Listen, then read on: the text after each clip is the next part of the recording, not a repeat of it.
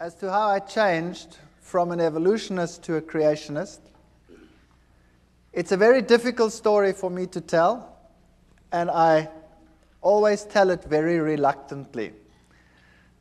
So if I stammer here in the beginning a little bit, you must excuse me as I get over it. I don't like digging it all up again.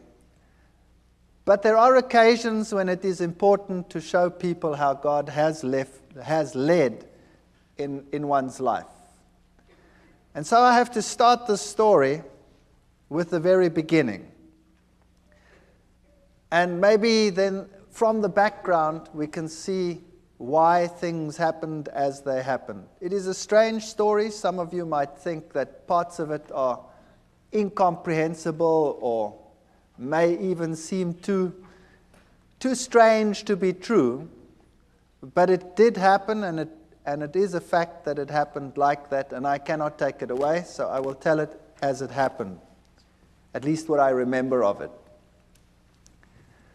I was born in a family where my mother was a very staunch, solid Lutheran. She was very faithful in her religion. And my father was a Roman Catholic, and he was very faithful in his religion as well. In those days, it was before the days of Vatican II, and Protestants that were not Catholics were considered to be lost according to Roman Catholic doctrine. But in marriages between Protestants and Catholics, it was essential that the Catholic counterpart in that marriage was to promise that the children would be raised Catholic. And my mother accepted that, and she knew that I would be raised Catholic, and I was raised Catholic.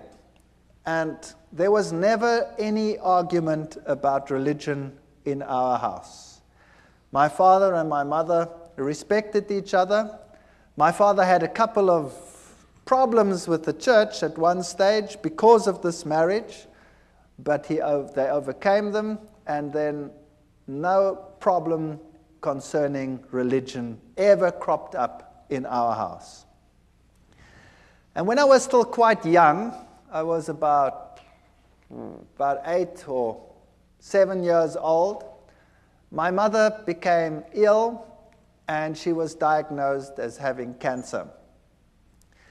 And they actually gave her a relatively short time to live. They said she would have about 3 to 4 months to live. But she was a very tough lady, and she managed to stretch that to about 4 years. She died when I was 12 years old. But those 4 years were very, very miserable years. She really suffered more than anybody else that I have personally been in contact with. She lost one part of her body after the other. They had to do mastectomies, and then they took out part of her intestines, and she had to have colostomies. And eventually she just lost more and more and more, and she had one operation after the other. In those days, they weren't as sophisticated as they are today. They burnt her under the radium treatment. They forgot her there. They had to peel off black pieces. So she really suffered tremendously. And through all this, she never, ever, ever gave up her faith. And I was very attached to my mother. But because of all the problems in the house, and a mother that was on the verge of death for a long time, over a 4-year period, there was also quite a bit of tension in the house. Now, while at school, I received religious instruction, of course. I was in a Protestant, largely Protestant school. It was the German school. And I received religious instruction separately. The Catholics went to the nun, and she gave religious instructions. Now, I've met some very nice nuns in my life. And I've met nuns that are really gentle and soft people and are very nice to everyone around them. But this particular one, where I received religious instruction, was a very hard person, according to my youthful experience that I had at that time. And she would constantly tell me that it was such a sad thing that my mother, who being Protestant, would not see the kingdom of heaven, but that she would roast in hell forever and ever. And I resented this very much because I was very fond of my mother, particularly since she had such suffering in her life. And this carried on for about 4 years, while my mother was sick. And the more it carried on, the more rebellious I became about the teachings that I was confronted with. I used to attend church very regularly. I had to go to church every Sunday with my father. I went through all the things like communion and all the things that Catholics do. And I became so resentful in the end that I used to be incredibly cheeky in the religious instruction class. And I was then thrown out of the class and told that I was to sit outside in the courtyard. And then for a few years I had living hell in that school because the headmaster was somehow in cahoots with all of this, and whenever he spotted me, he used to thrash me. And I used to take this quite well. I can be quite arrogant, or I used to be very arrogant. Maybe not quite so much anymore, but if you bonks me on the bean, maybe the old man will surface. I don't know. I fight against him all the time. And he used to thrash me, and I remember distinctly I used to bend down, and he used to hit me 1, 2, 3 times, and I used to ask him, "Are you finished yet, or is your arm lame? What's the matter with you?" And he used to get so angry that he used to really whack me, and when he got to 6, then I'd say, "1 more please, because then I can take you to court. You're only allowed to hit me 6 times. That's the law." So I wasn't very popular. But the point arose where I was sitting in the class one day, in the religious instruction class again, and this lady, this nun, told me again that people who were like we were, and particularly my mother, would go to hell forever and ever. And I got so angry, I took the catechism book and I tore it and I threw it at her feet, and I told her in not too kind a language, even for that age, what she could do with her God. And I was thrown out from that day on a permanent basis, and I had to sit outside in the courtyard, whether it rained or whether the sun shone. And my life in that school was an absolute misery. I never told my parents. Nobody ever knew what was happening.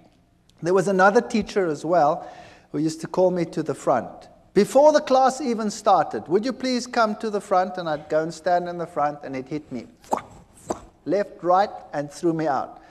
So I was being thrown out of 2 sessions on a regular basis, and I became an impossible child. I used to sit up in the trees when they come and look for me, the teachers, and I'd have these pine cones, and I used to throw them.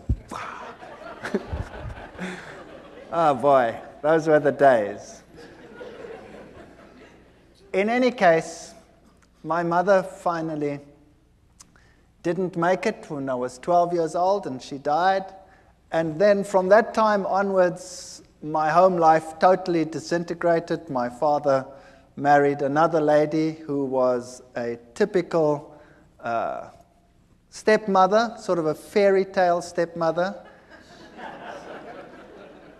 She wouldn't have me around at all, and I was probably impossible, I will admit that. So I was carted off to hostels, and I wasn't allowed to then attend school either anymore. I was supposed to leave school and go into a trade.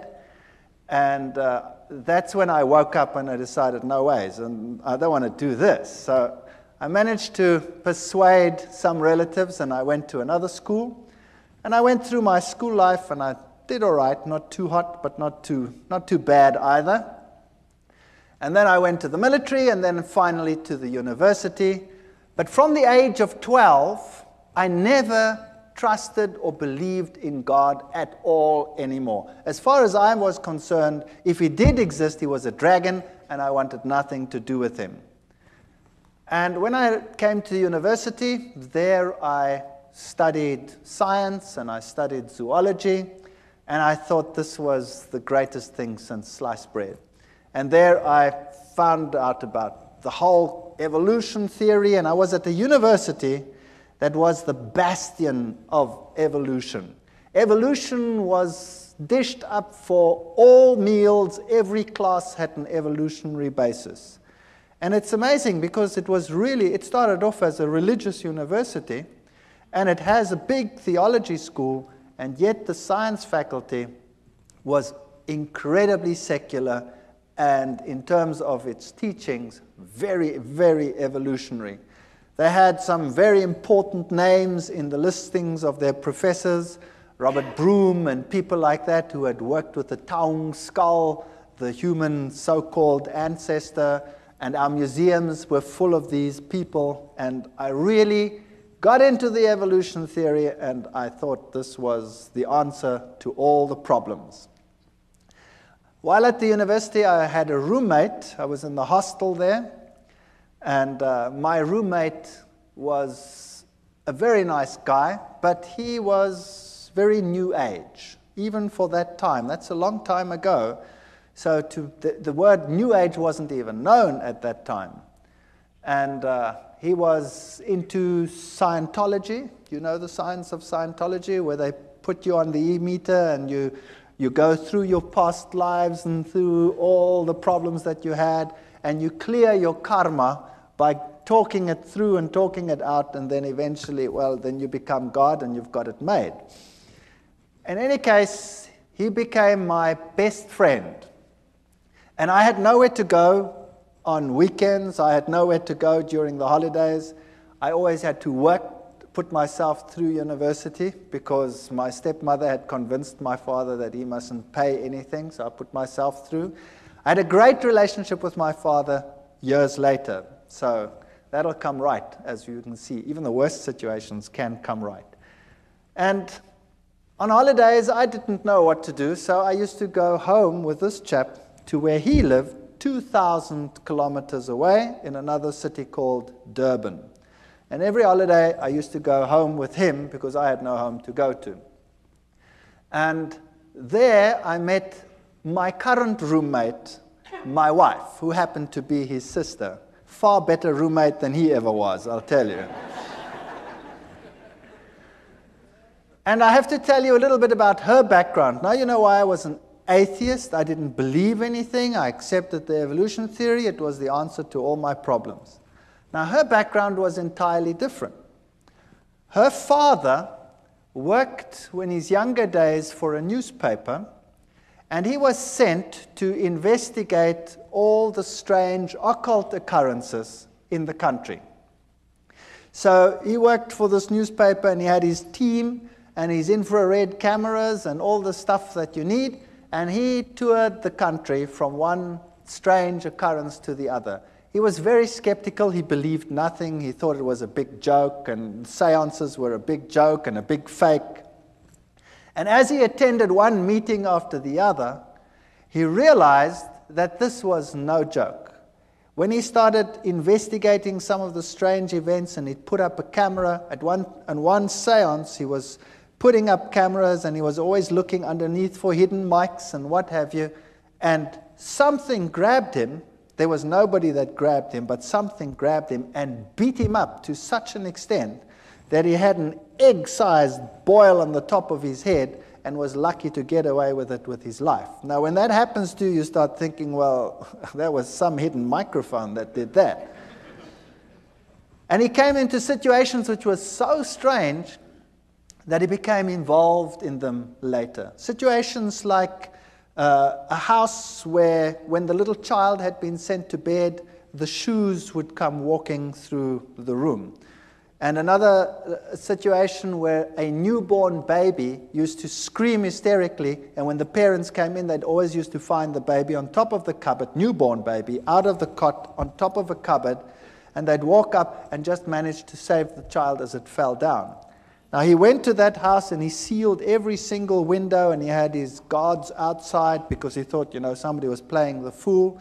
And he kept the lock and he waited there, and sure enough the child screamed and he went in, and there the child was on top of the cupboard and he just caught it as it fell down.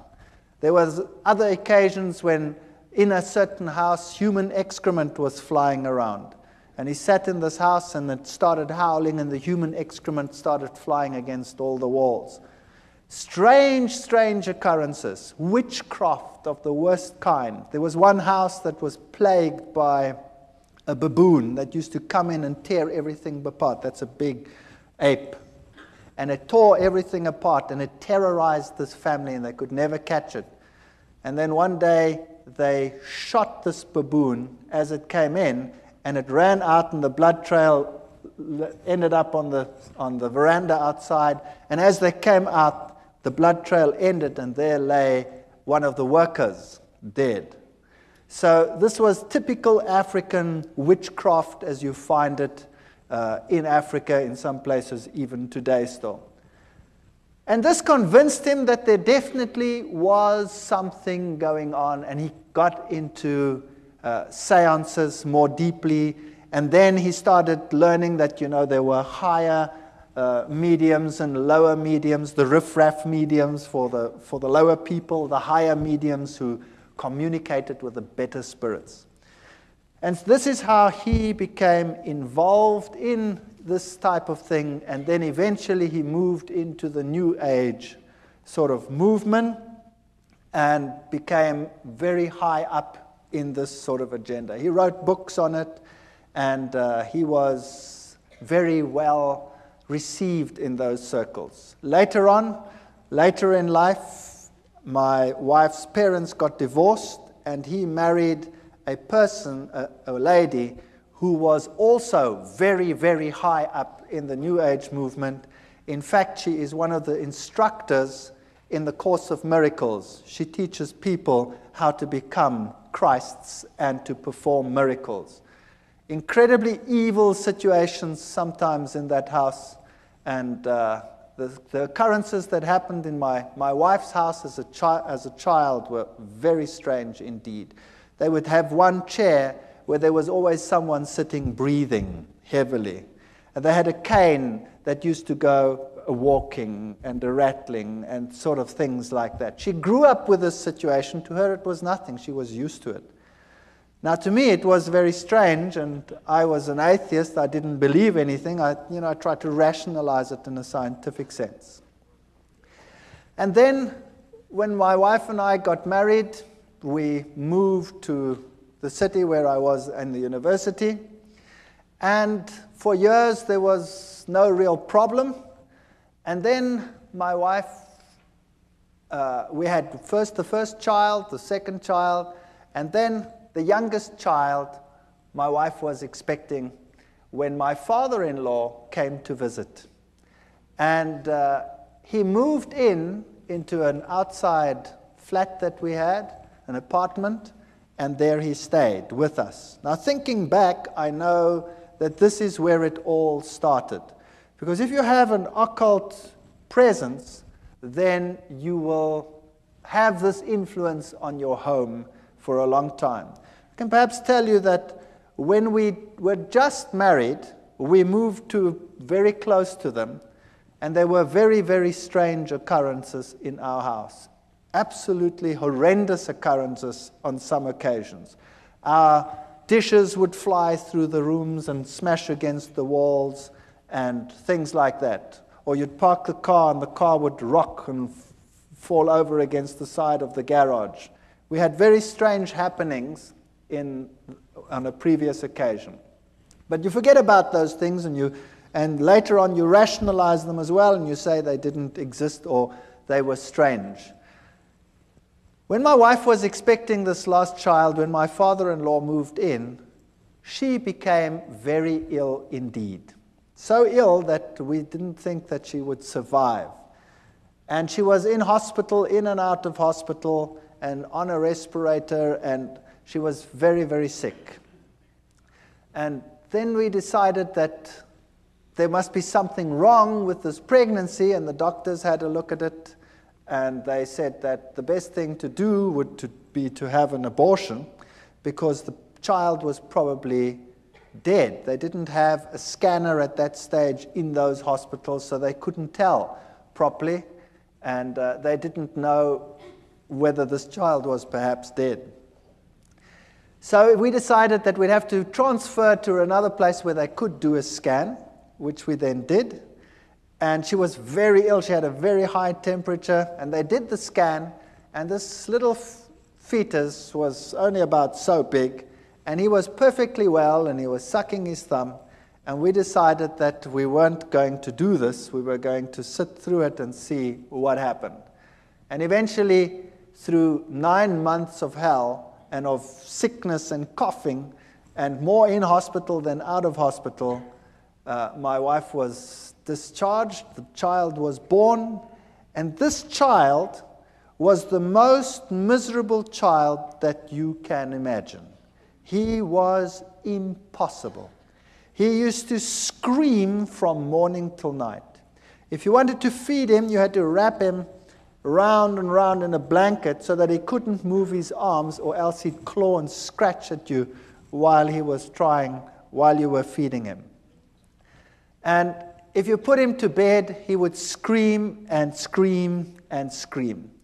And so we had a technique where you sort of sit there and rock and rock and rock the bed until he finally falls asleep. Then you sneak off to bed and you try and fall asleep, and the minute you sleep, he screams again. And this carried on for months. It was absolutely chaotic.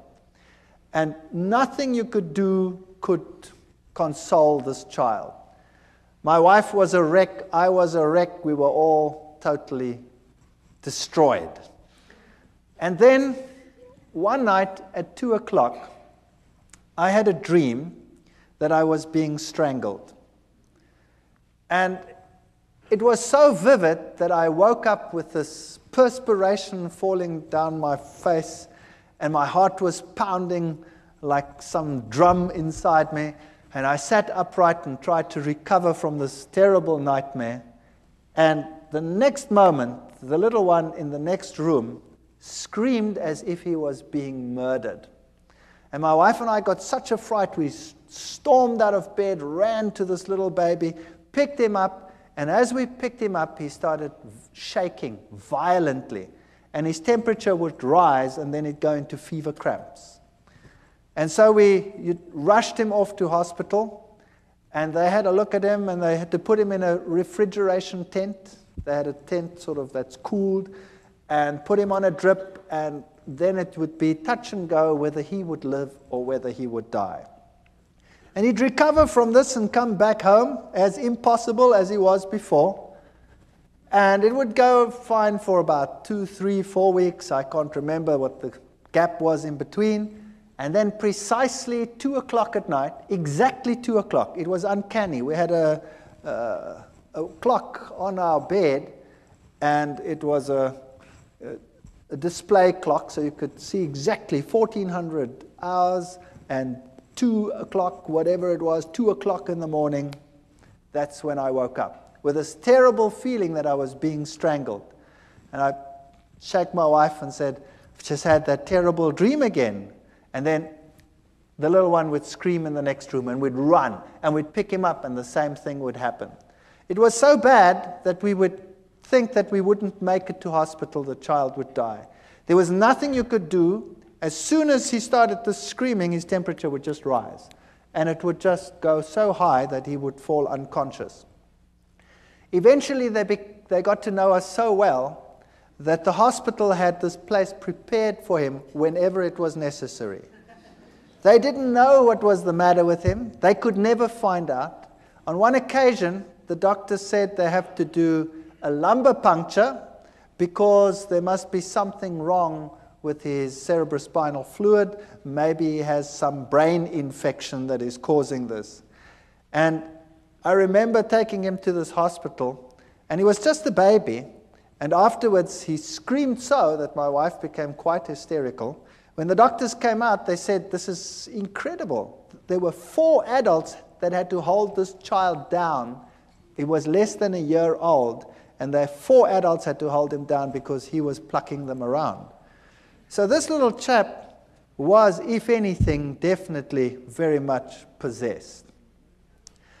And you can rationalize it if it happens once, and you can rationalize it if it happens twice. But if it keeps on happening for weeks and months on end, that at precisely 2 o'clock you have an experience in one room, and then immediately thereafter there's a scream in another room, then the law of statistics tells you that no matter how atheistic you are and no matter how scientific you try and be about this issue, the two incidences are connected. And I was sitting in the hospital one day. My wife and I took turns to be with the little one, and he was in a very bad state. And it had happened for the umpteenth time. And there I was in the hospital, and I was marking papers. I remember it as if it were yesterday. I was marking. And all of a sudden, in this refrigeration tent, this child started shaking. And he started getting one of these attacks and fits in his bed.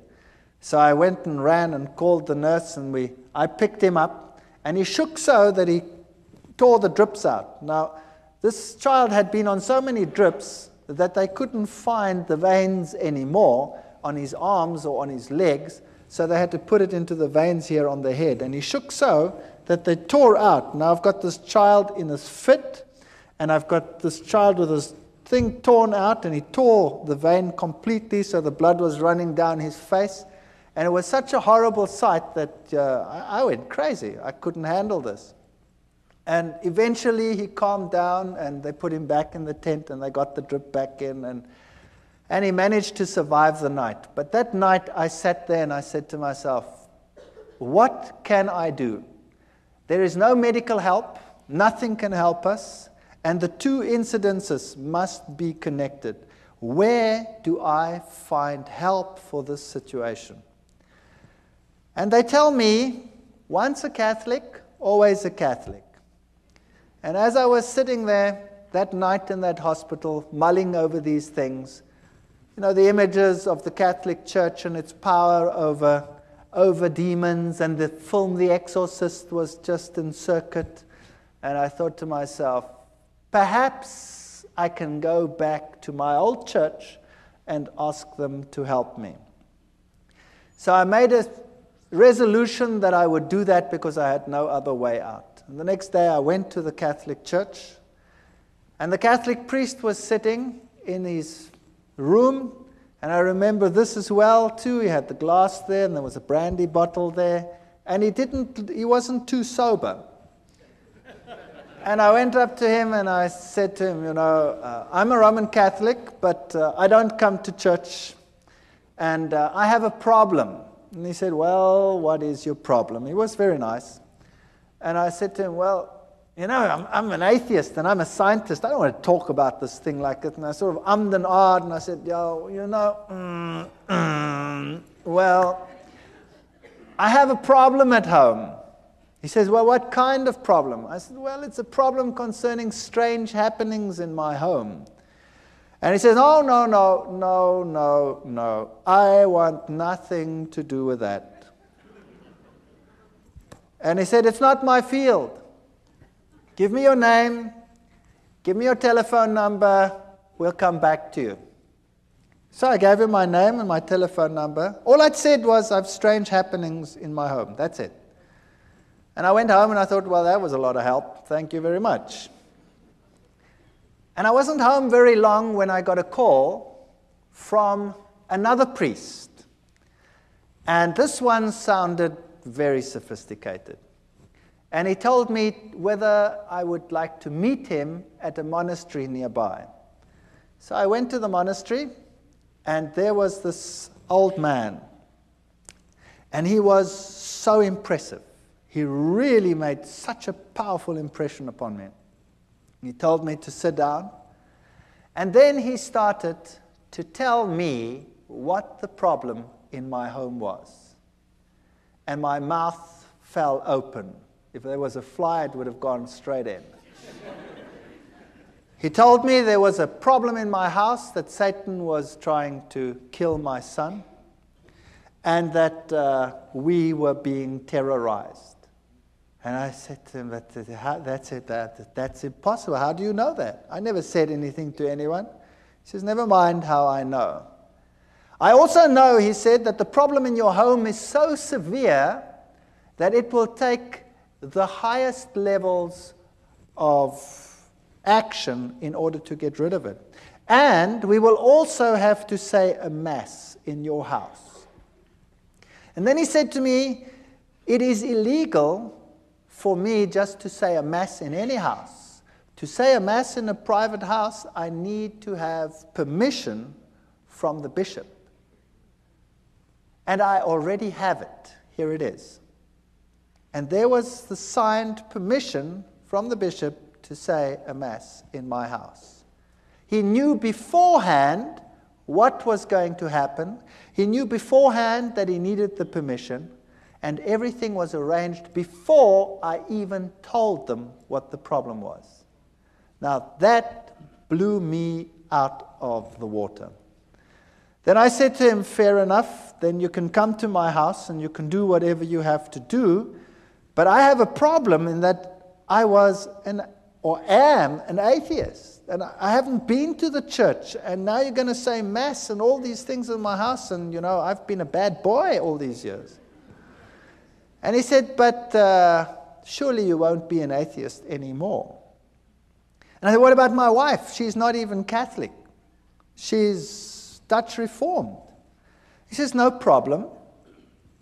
So he came and he spoke to my wife, and my wife was as impressed as I was, very impressed. And he said, take me through the house. And we went through the house, and when we got into the little one's room, all of a sudden, he started falling around. And he couldn't stand anymore, this old man. And I stood there behind him, and I was sort of doing this behind him, you know, like they do on the stage in some of these ministries where the guys fall out and they don't know which way they're going to fall. Well, it happened there as well. And here he was, shaking and perspiring and really being battered. And eventually it calmed down, and we went to the other rooms, and then we came into our bedroom, and he was thrown around again, but not as bad as in the little one's room. And then he said to me, the little one's room is the worst place in your house.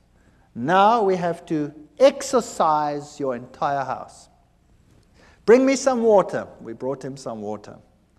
And then he took out special salt, which he said was very special exorcism holy salt. And he made the sign of the cross with the salt in the water.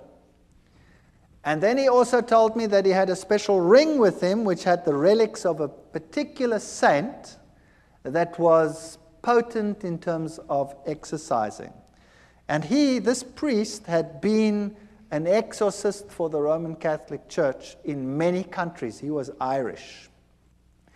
And then he took this bowl of holy water that he had made, and he went to every single window and door in the house. And he took it and he put a cross on the windows. And of course, as it evaporates, you have this faint cross of salt on your windows.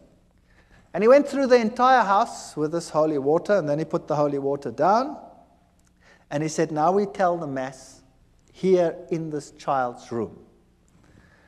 And he prepared everything. And as he was preparing, we had lots of pets in our house. We had a dog and 2 cats and you name it, all the good stuff that one has when one has kids in the house. And as he was preparing, all of a sudden, all the animals came running into this room.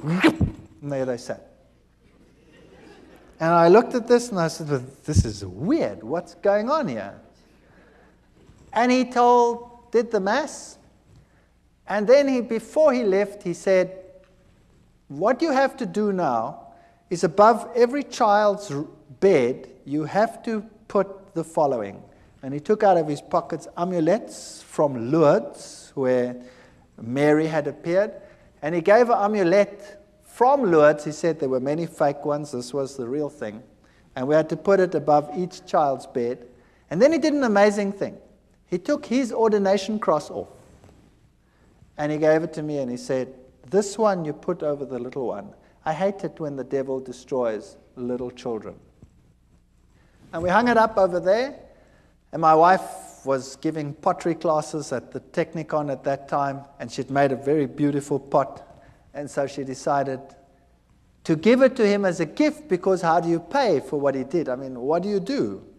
So she gave this to him as a gift, and he said, "This gift is so precious, I'm going to give it to the nuns that are in a certain monastery where they never ever come out and see civilization." And then he left. And that night, we're very expectant. We take this little child, and he's quite happy, really, not screaming as usual. And we take him and we tell him it's time for bed. Now, normally that was enough to have blue murder in the house. And he was quite happy. And we put him into this bed. Now, he was only just starting to toddle. And we put him into the bed. And this child had always, when you put him into bed, gone into a fetal position and started bashing away and screaming and going blood red and going totally crazy.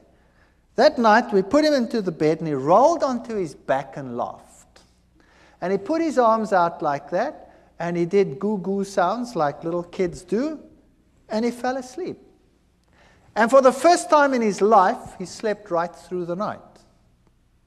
And the next night, he slept right through the night. And the next night, and the next night, and the next night, and the next week, and the next month. And here was I, the hard-nosed atheist scientist who knows it all, and here was peace and quiet in my house. And then I realized that I do not know it all at all. And I said to myself, now what am I going to do? Here is a major problem in my house, and the church solves the problem. Now, am I going to ignore it? Or am I going to say, there is a God, and I have a responsibility towards this God? And I wrestled with this for a number of months. I really wrestled with it, and my wife wrestled with it. And then I said, well, I have no choice. I have to go back to the church. Fortunately, my oldest son was at the point where he has to go to communion classes, so that gave me an alibi to go to church. So I went to church, and one or two students, it's a small university town, still say, what are you doing here? I said, well, my son has to go to communion, you see. And I started going to church, and I became quite involved in the church again. Every Sunday, faithfully, everybody went to church. And my wife started saying that this is the way to go. She also wants to go to church, but she didn't get herself quite that far yet. And because there was such peace and harmony in the house, we became more relaxed. And one day I was sitting there, and I thought to myself, this house needs a change. And typical German, I said to my wife, if we did this and that and the other, then, we could do something with this house. And I climbed into the roof and looked what was a bearing wall and what was not a bearing wall, and then I just took a sledgehammer and smashed out everything that irritated me. And we decided to restructure the whole house, which we did. I managed to accumulate some money, and I wasn't in great problems. And then we redid our entire house.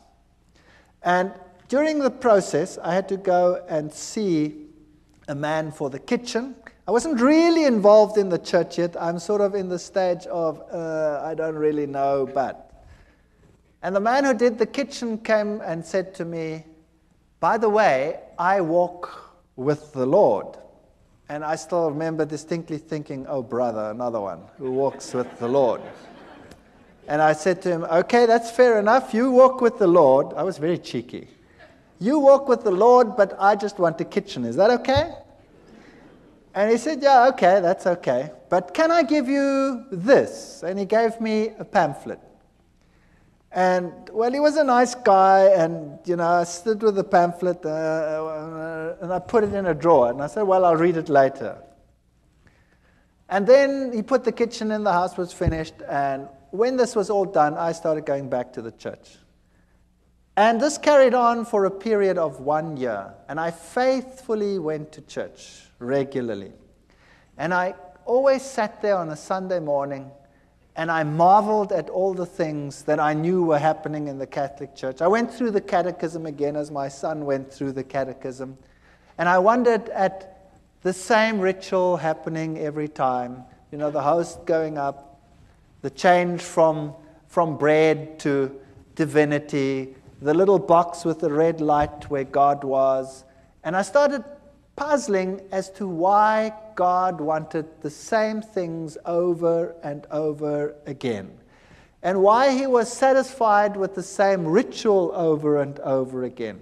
But I was convinced this was the truth. I was convinced Catholicism was God's representative on this earth because it had solved a problem in my home. But I wanted to get to know this God. And I wanted to know what it's like to have a relationship with this God. And I looked at the charismatic movement where they had the slaying in the spirit, and I thought to myself, isn't that perhaps the experience that one must have in order to know that this God really exists? Because I don't really feel him. I don't know where he is. But on the other hand, I'd always been so skeptical of this, and I'd always said to myself, these people with their religious crutch. And then one day, I was sitting in class, and I was giving a lecture to a first-year group of students. I'd spoken to the priest, by the way, about evolution, and the Catholic Church said to me, of course there's evolution, there's no problem with that. So I had no problems with that either. I could carry on with my evolution and now believe in God. It was quite a nice arrangement. And I was in a first-year class, and I was giving a lecture with a very heavy evolutionary base. And a young girl got up in a first-year class. Now that takes courage. 300 first-year students, and a young girl gets up in my class. And she says, excuse me. And I say, yes, what's your problem? And she says, what you are saying is against my beliefs. What you are saying is a lie. I believe that God created the heavens and the earth. He is the creator of the universe. Well, I nearly exploded. I destroyed her. I ridiculed her. I finished her off. She sat down and she cried in my class. And I thought, well, job well done. And then the class was over, and all the students were very impressed at all the eloquence I put onto the board and proved to them what a ridiculous idea this was that this young girl had postulated. And I went back and sat in my office, and then there was a question earlier about conscience. Do you remember it? Well, this little voice here wouldn't let me go and kept on telling me what a mean son of a gun I was. And how could I, in front of everyone, attack and humiliate this young girl to such an extent? And I felt really bad about myself. My conscience wouldn't let me go. And I didn't know how to handle this. So typical Catholic way, I thought, well, on the way home for lunch, I wouldn't stay far from the university, so I always went home for lunch. I'll go by the Catholic Church and sit there for a while, and hopefully the feeling will go away. So I drove past, and I went into the church, and I sat inside, and it was locked. The door was open. You could come to a few pews, but around the altar it was locked, because thieves had been stealing. And I sat there and I spoke to God, and I looked at the little red light, which means that the host was present there, so God was present. And it struck me that he was locked up in that little box. And then I sat there for a long while, and I was tortured in my soul. I was tortured. And I said to myself, do you know, God must be here because he did such wonderful things in my home. My family is totally different. My wife was willing to be converted. I'd called the Catholic priest to our home so that she could become a Catholic. And for some reason, he just never made it. He never made it. He always had something on, but he was still going to come. And I sat in that church and I wrestled with God, and I told him that I have all these feelings and I don't know where he is, and I've never really met him. And I know that in other churches, all these exciting things happening, and here, you know, we have the same thing every Sunday, and where are you? And I sat there in the pew and I said, okay, God, if you really exist, then now you must show me, because I really cannot find you. And with that feeling, I went home, feeling a bit better. And typical me, I was home quickly, and then I started rummaging in the drawer. I was looking for something, and all of a sudden, as I rummaged in this drawer, I pick up this pamphlet. This is now a year after this man who was walking with the Lord gave me this pamphlet. And I pick up this pamphlet and I start reading it. It was in German, and it had 3 columns. It had the law of God on the one column, and it had the law according to the Catholic Church, and it had the law according to the Lutheran Church. And then it explained how the commandments had been changed by the church, and it had the Bible texts of how it had been changed. And I thought to myself, now, what rubbish is this? This is absolute garbage. And I said to my wife, I didn't say that, I called her by her name. I said, have we got a Bible in the house? And she said, no, I don't think so. I don't think there's a Bible. I said, surely there must be a Bible in the house. We've been going for church for almost a year now, and there's no Bible in the house. There were lots of catechism books in the house. So I grabbed the catechism book and opened it up and looked, and sure, the commandments as on the pamphlet were identical to those in the catechism book. And then I remembered an old box that an old lady that had died had left me. And I'd put it in the garage after having sorted out some of the things. And I remembered there were a whole lot of books, and I knew that little old ladies probably would have Bibles. So I went outside in the garage, rummaged in this box, and sure enough, here was an old Bible, an old German Bible. So I went inside and opened it up, and there it was. The 10 Commandments were totally different to what they were in the catechism book. And this puzzled me. So after 1 year, I phoned this cabinet maker, and I said to him, remember me a year ago, you put a kitchen in for me? He says, you know what? I've been trying to phone you all day. I had this feeling I must phone you, but I don't know why. What's the matter? I said, will you please come round? You left me a pamphlet that I want to talk to you about it after 1 year. And he came round, and he was a nice guy. And we started talking. And then we started talking about the scriptures and about the Bible. And we started talking about the book of Daniel and the prophecies pertaining to Daniel chapter 7. And I went through it with him, and we wrote, and we worked till about 3 o'clock in the morning. And he came the next day and the next day. And in 3 days, we'd gone through Daniel and Revelation, all the historic facts and all these things, and I wouldn't believe a word of it. And then I decided that the only way we're going to resolve this is if I check whether every one of those facts is really so. Whether those kingdoms and those kings and all these things are really so. So I went back to the university, to the history department, the theology department. I got everything that I could lay my hands on, and I checked and verified, and it was really so. And then I started finding out that the little horn of Daniel chapter 7, if you take it as the Bible says, can be none other than the Roman Catholic Church. What a shock that was to my system. Then I got the Protestant view of the little horn being Antiochus Epiphanes IV, and I went through all of that and found out, but it can't be him because none of the criteria fit. And also how the scripture had been changed on some of these points. But to be fair, I invited the Roman Catholic priest to my home. And I said, would you please come to my home? I have to talk to you on an issue. And he came. And my wife was there, and I was there. And I took the Bible, and I took the chapters in Daniel, and I went through with it in detail, and I showed him the change of the commandments and all these things. And then he said to me, I can't talk to you on this issue because I'm not into scripture at all. And I was stunned. Here was a priest, and he was not into scripture. He says, we have some specialists who are into scripture. But it doesn't make any sense to me, he says. And then he left. And then I had the ministers of other churches, and we argued right sometimes till the late hours of the night as to what the little horn was.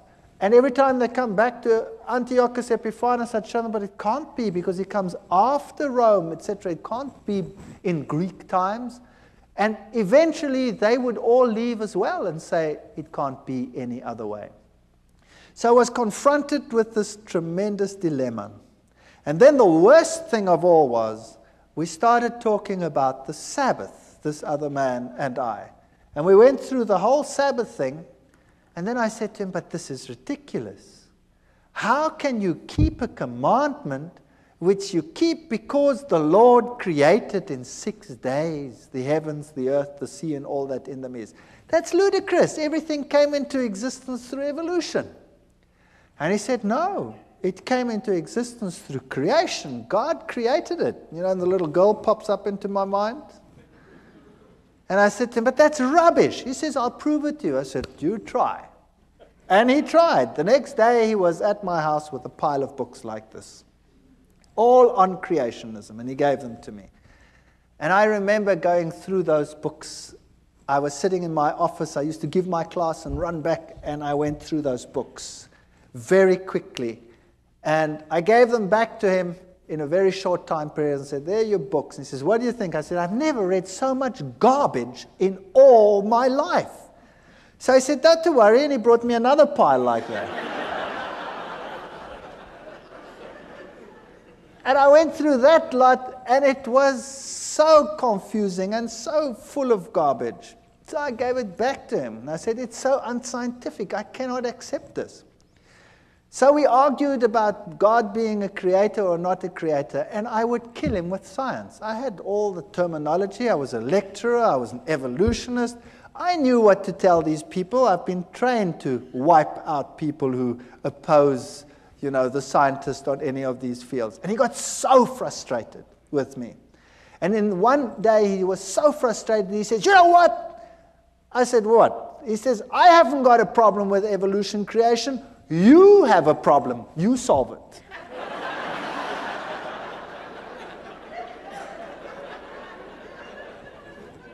So there the ball was in my court. In the meantime, things were happening again in my house.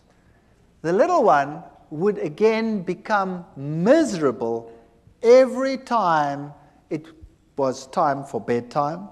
He again became grouchy and screaming and what have you. And we also noticed that whenever we had a moment of peace, my wife and I, we studied the scriptures like, I cannot tell you how we studied it. I finished a Bible. In 2 months I had to throw it away. It was finished. It fell apart. And my wife was studying. And she had tremendous problems with the Sabbath idea. It made no sense. It was so stupid. And nobody at work knew what was happening with me. And one day I came to work, and the secretary in the department came up to me and said, I've got something for you to read. And she handed me a pile about so thick of documents. And when I looked at them in a spare moment, I saw that it was a long piece of writing against the Sabbath. And it was written against Seventh-day Adventists. And this stunned me because nobody at work knew what was happening with me. I mean, a scientist would never admit, you know, that he's now talking about and thinking about religion. That was ridiculous. My colleagues were all atheists. And I took this and I thought to myself, no, what am I going to do with this? I haven't got time with this. I'm wrestling with evolution. So I gave it to my wife. And I said, here's fodder. You go through this. Maybe there's a way out of all this. And she meticulously went through every statement. It was really a thick, thick thing written against it. And while I was wrestling with evolution, she was wrestling with that. And then one day she said to me, you know, I've been through every single statement they have. And every single one, I've put it next to the Bible. And every time, this is the word of man, and the Bible has something else to say. So this document here has now convinced me that the Sabbath must be right. That was something. So a document written against the Sabbath proved to her that the Sabbath was actually very important and right. But I still had a problem. A major problem. I couldn't accept it because I'm not going to keep a day for creation that took 6 billion years, let alone 6 days. And the ball was in my court, and at that stage, everything started going wrong again in my house. And when we picked up the Bible, the little one would go hysterical. Whenever we had a spare moment, he would go hysterical. And eventually, he took a bottle of wine, we'd been drinking wine, and he smashed it. I wasn't in the room at the time, but I just heard the glass breaking. And then we came out, and he was walking all over the glass. And his feet were cut to shreds. His big toe was almost severed. So back to hospital. They sewed the toe back on, and it was a nightmare from then onwards in our house. And I was wrestling with the Sabbath issue. And I stood in the library one day. We had the biggest evolution-based library in the Southern Hemisphere at that university. And I said to myself, there must be a solution. And I said in my mind, God, if there is something wrong with this theory of evolution, then I haven't found it yet, and you must show me, because nobody else can show me. And I went into this library, took out a book, and as I walked out the door, a colleague stopped me and he said, hold it. There's another book you must take, which is the same book as that one, but the new edition, it's on the back shelf. Very strange. So I went to the back and I took that edition as well. I took them both and I went to my office. And then I started reading. But I started reading them both at the same time. And then as I looked at the one, the old edition would say that there is a major problem with the cetaceans, with the whales, because they appear suddenly in the fossil record fully formed. And there is no evidence that the one gave rise to the other. The new edition would couch it all in scientific terminology, would say cetaceans have an ancient origin and evolved from such and such to such and such and such and such and such and such. And I went through them, one model after the other, and the old one would admit to the problem, the new one would never admit to the problem. And that's when I started thinking, wait, there's something wrong here. There's something fishy here. And whenever I went into the library, it was if some miracle would happen. I would take out something, and the very next thing I would take would be exactly the opposite on the same issue. And very quickly, I had a big pile. And then I was giving classes at that time in genetics, and I started thinking about this. And then I started working out this genetic thing, and much as like we did over here. And I started thinking about what are the problems. Let me now objectively, just for once, sit down and think, what are the problems? And I came up with such a pile of problems that it stunned me. And something must have been helping me, because the problem list was so enormous, it was unbelievable. And then one night I was sitting at home, and child was impossible. He went to bed, and we went to bed. 2 o'clock at night, I had a dream. I was being strangled. And the little one screamed in the next room, and we ran, and the same thing happened. But he didn't get so sick that he had to go to hospital. He just got a very high fever, and we could handle it somehow at home. And then I contacted this other person, and I said to him, there's something very strange here. I know that from the scriptures, the system, the Roman Catholic system, cannot be God's system. And yet, we had this problem, and I didn't want to tell him about it. And then in the end, I half told him about it, but not completely. And he said, don't worry, we'll pray. And it stopped. And then a week later, it happened again at 2 o'clock. And what had happened, unbeknown to me, he had gotten a number of people together and told them to pray at 2 o'clock every night. Get up. And they set their alarms judiciously and got up at 2 o'clock and prayed for a family they didn't even know. And there was total quiet in which we could really study our Bibles in peace and quiet. And then one night, one of the ladies had decided that, it was quiet. Why must she get up? And she didn't get up. And it happened. Now, thinking back on it, God doesn't need the prayer of that one little individual. But there were lessons in it that would later be important to me. That God wants unity amongst his people, and everybody must stand together on an issue. So it was a lesson for them as well as a lesson for us. And then it came to the point where I knew that I cannot sit on the fence forever. Either this is the truth, and I'd studied it and I'd verified it. I'd had lecturers talk with me on the Greek meaning of this and the Hebrew meaning of that. I verified the historic facts. I'd looked at the prophecies. There was no other way in which it made any logical sense whatsoever. I'd studied what the other churches had said. It didn't make sense. And I knew a decision would have to be made. There was no way out. And I decided I was going to do it. I was going to make the decision.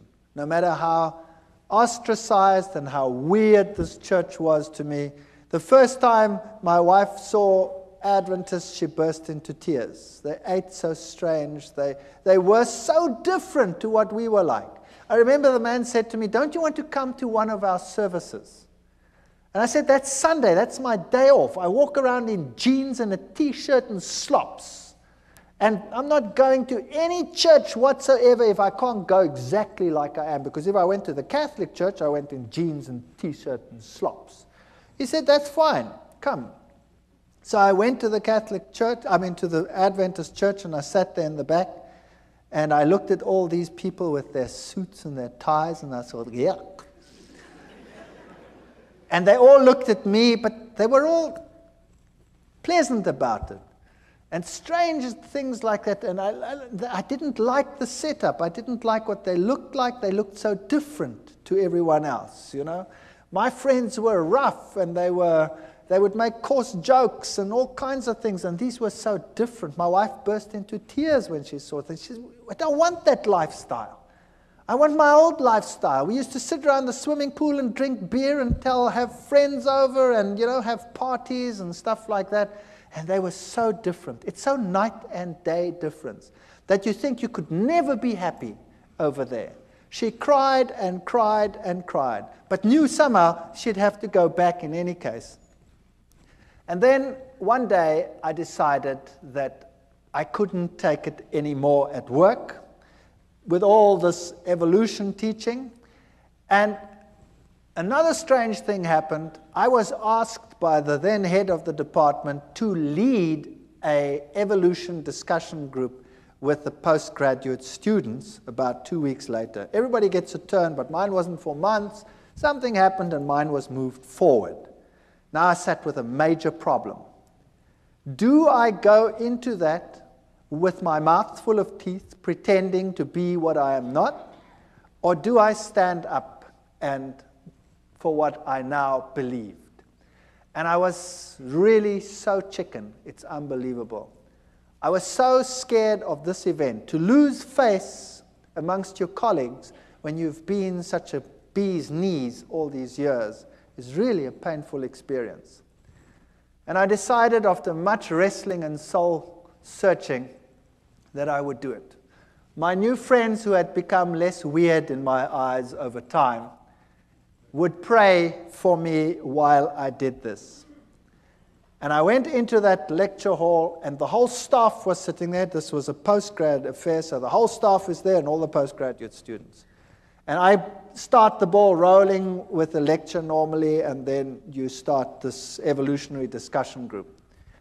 And I started the lecture, and then I switched to the genes, and I highlighted every single problem. And I went through the whole gene system as far as I'd sorted it out at that stage. And I said at the end, therefore, evolution is not possible. Well, first you could hear a pin drop, and then all hell broke loose. One of my colleagues went blood red and started screaming at me like you cannot believe. And the foam literally started coming out of his mouth with rage. It was just unbelievable. And then one of the students, a girl, it's interesting how these things happen, a young student, a girl, an honors student, she got up and she said, "I want to say something." And she looked at all the lecturers and she said, "When I came to this university, I believed in God. I had a good life, I had a good relationship with God, And now I believe nothing anymore. I've lost my faith. My life is falling apart. And you have robbed me of my faith. And now Dr. Veith is giving this lecture and showed me now that you had been misleading me. Can you imagine what happened in that department?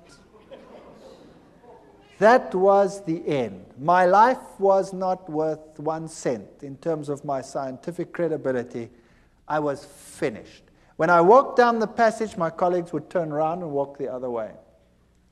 And I decided there and then that it was impossible for me. Then we had a meeting, a special meeting where they decided that the basis of all teaching must be evolution. And of course, I couldn't go along with that. So I decided I would resign. So I resigned.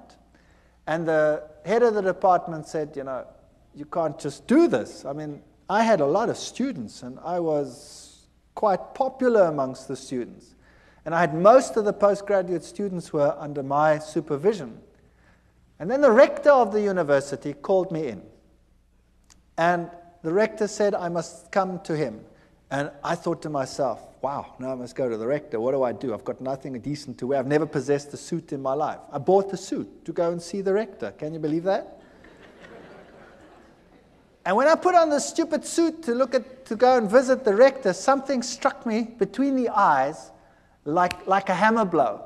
It's just a personal thing for me. I thought to myself, now look what you're doing, you idiot. You go and put on a suit to go and speak to a man, but when you go to visit God, you go in jeans and a t-shirt. Purely a personal thing. I don't mind anybody coming to church in jeans and t-shirts. That's fine. It's just for me personal. And that bugged me. And then I went to the rector's office, and I sat there opposite the rector, and we started talking. And he talked with me for 1 hour. And it was very difficult for the university to get rid of me because I had all these students. And we started talking, and then eventually he said, you know, what if you decided that you do not rock the boat anymore? Then, you know, we could give you something better. Well, that would be a professorship. I was a pretty young guy. I would just about be the youngest professor in the university. And I looked at him and I said to him, the price is too high. And I will leave in any case. And then he says, that's very interesting.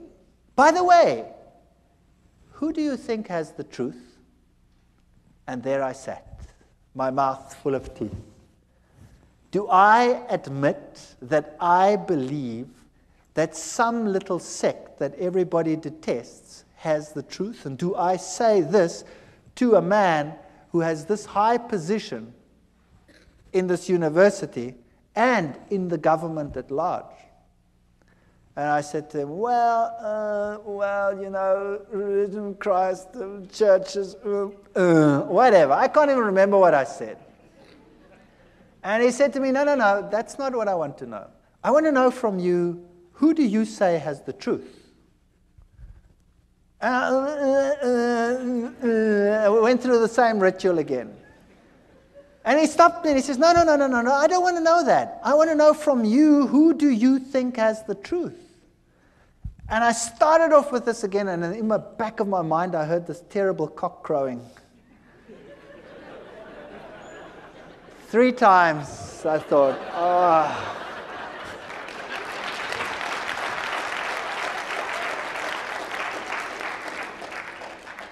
And I said to him, well, I think it's the Seventh-day Adventist church that is preaching the truth.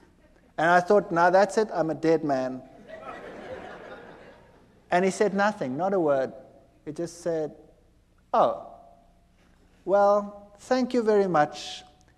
Congratulations on your choice, and I hope things go well with you. And that's it.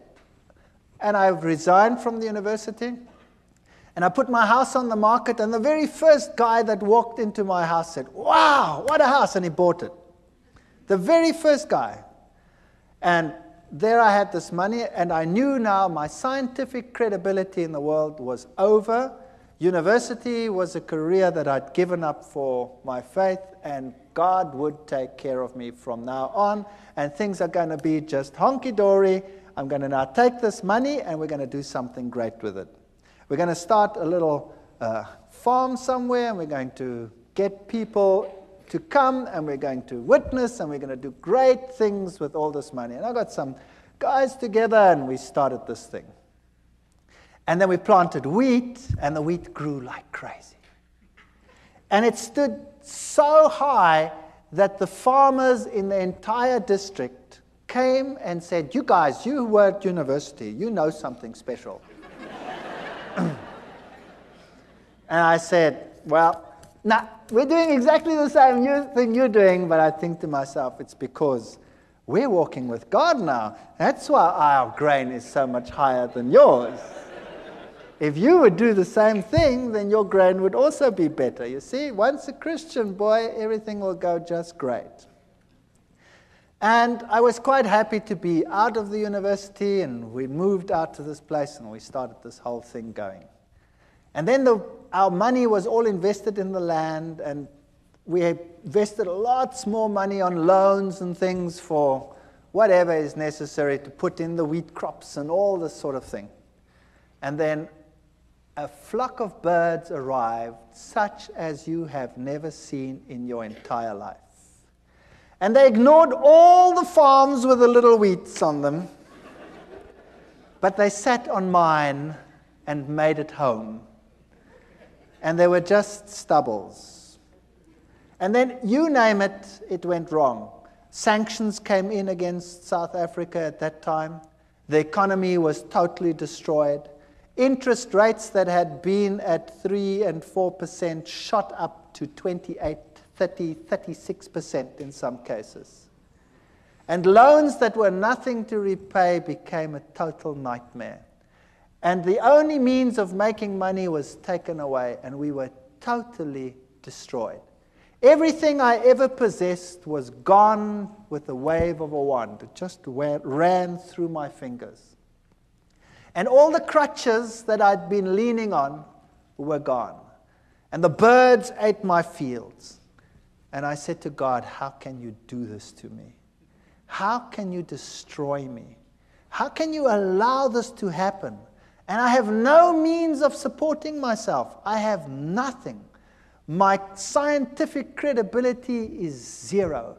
I can never go back to my previous job. I'm finished." And it got worse. And it got worse. And eventually, we had nothing left. No food, no nothing.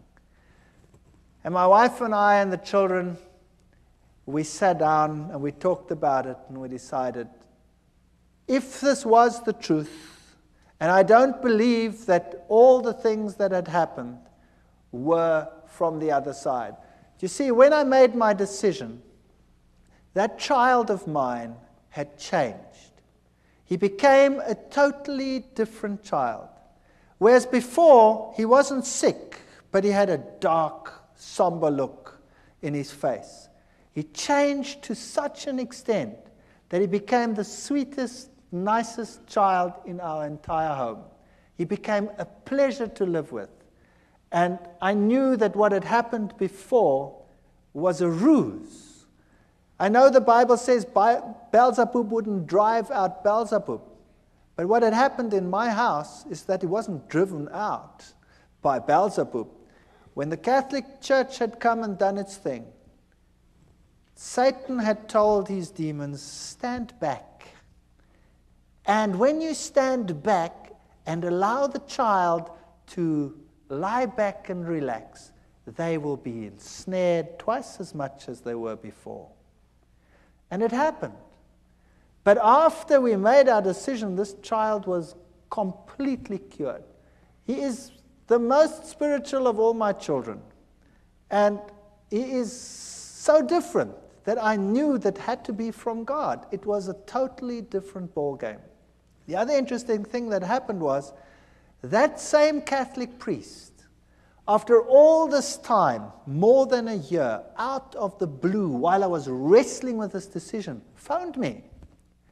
And I picked up the phone and I said, "Hi." And he says, "I'm Father so-and-so." And I said, "Yes, that's strange. Why are you calling me?" And he said to me, "You know your father who's dead? Your father is having terrific problems out there in purgatory." It's true. He said that. And I said to him, "But how do you know?" Having done the study on the state of the dead and all these things and knowing what happened, I said to him, "How do you know?" He says, "The nuns that never see the world, they have been told by the other side that your father is in trouble and he is in trouble because of you. And you had better get back to the church quickly. And you had better start praying and having masses said so that this problem will go away."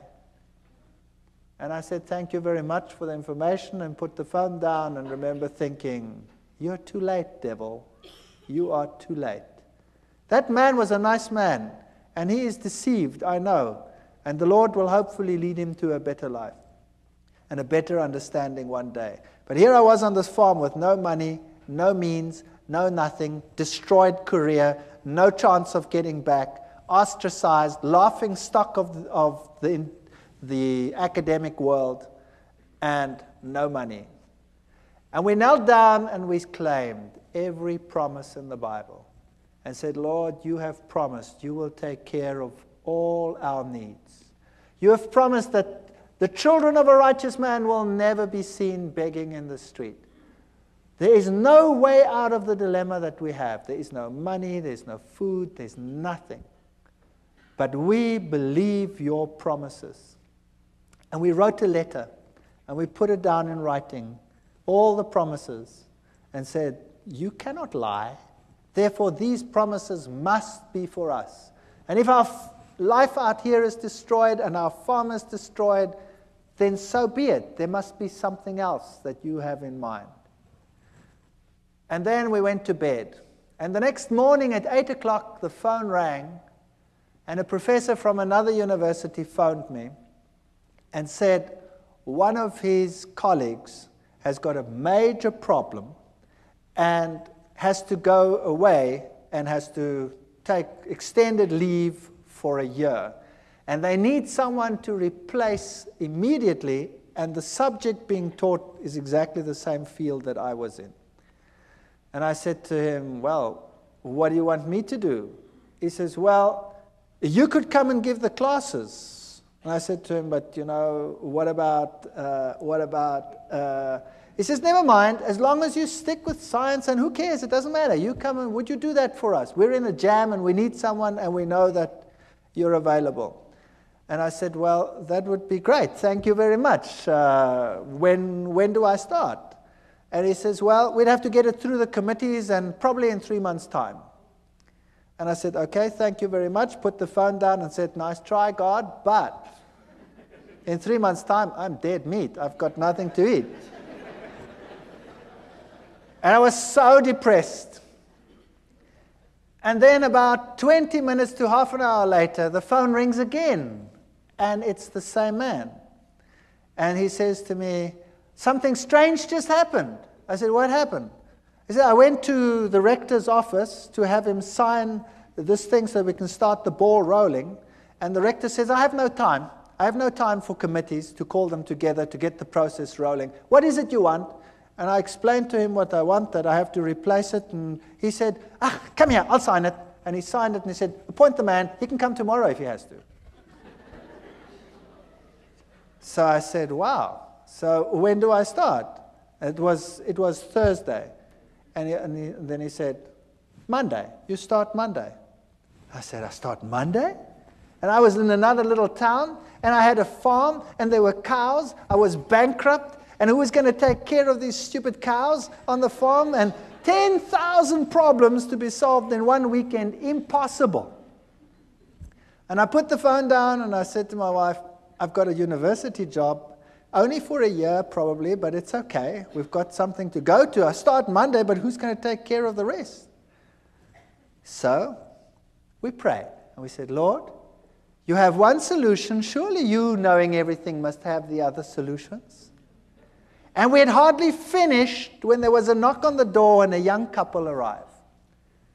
And this young couple said that they were farmers in another country to the north of South Africa. And they were Seventh-day Adventists. And they had been working for another farmer, and he had told them if they are not prepared to work on the Sabbath, they must go, and he'd kicked them off the farm. So he had lost his job because he kept the Sabbath. And he said to me, I've got nowhere to live, I've got nowhere to stay. I said, would you like to live on this farm? And he said, sure. And I said, I can't pay you anything. He says, that's okay. You don't have to pay me anything. Can I live here? I said, sure, you can live here. And whatever you sell from the milk, you can keep that for yourself. And I thought I would pay the interest of all the loans that I have with my salary. And it was solved within 24 hours. There was a man on the farm who wanted to live there for nothing and take care of the farm and live off the proceeds. And I had a job at the university. And I went to this university and I started teaching. And for the first few weeks, of course, I had no salary, no money. Also, another miracle within that same period, I got a house in the middle of a month, and I didn't have to pay till the end of the month. My kids went to school, and they got clothing, school clothes. They wear uniforms in my country. All the clothes, all the sizes, we'll put it on the bill at the end of the month. But I had not 1 cent to even buy a little bit of food to carry on. And then I got into the car, and I don't tell people that I'm in financial trouble. I got into the car, and I was driving around, and we've been driving. The last bit of gas was just about going. And my daughter says, what's this here? And she picks up 150 rand.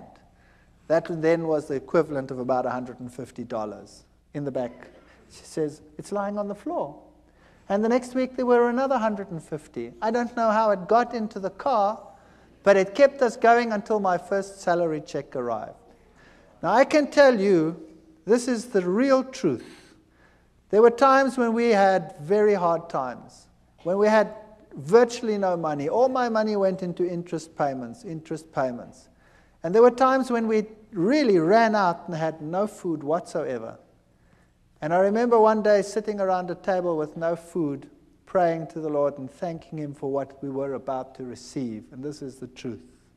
When there was a ring on the door, and we went outside and there was no one, but there was a basket full of food on the floor. And this is a fact. I want to tell you something, that if you know the living God, your road might not be a rose garden. You might not have the best of everything you need, but your water and your bread will be sure, and He will take care of you. While I was at that university, I was only teaching for 3 months when riots broke out within the university. There was such chaos in my country. There were riots everywhere. The rector ordered postponement of the exams. And then it didn't fit the timetable. Somehow it didn't fit. And one day I had to write earlier, and all my exams were on that day. And this head of department called me in then, and I said to him, what must I do now? I've finished here. I've done everything that I must do. And for 6 weeks there's nothing going on, just riots on this campus. No exams. I've got no exams coming. What must I do? He says, go away. Go to the moon for all I care. And come back in 6 weeks. And in the meantime, somebody had arranged for me to go away for 6 weeks to the United States and to other places to look at all the petrified forests and things in the world. And I'd said to him, forget it. It's impossible. I've just started. I can't go and tell the man I want to go away for 6 weeks. And there were the 6 weeks. And I could go on this study tour. You saw many of the slides here. I could tell you one story after the other. I could keep you busy all night. I want to tell you that the Lord intervened with such power in our lives. And as we went through life again, back at the university, they started respecting me for the science that I was doing. And eventually I was given a permanent position. And eventually I started right at the bottom again. I was senior lecturer, here I was just a lecturer. And eventually I became a lecturer, and then a professor and head of department, in spite of what I believe, in spite of what I say. So if you think that God cannot take care of you, I want to tell you, He can do anything. I am in a secular university. I'm a professor and head of a zoology department in a secular university. I teach and preach creationism, which is impossible in terms of human imagination. And in spite of it, I have that position. Never be afraid to stand up for the Lord and for His truth. If you are genuine, God will take care of all your needs. I don't know whether it will be forever. Sooner or later, someone will close the tap. But it doesn't matter. The Lord will have something else. And He is offering the same to every single one of you. Take a step for what is right. Do what is right. And the Lord will fulfill every one of His promises. Thank you.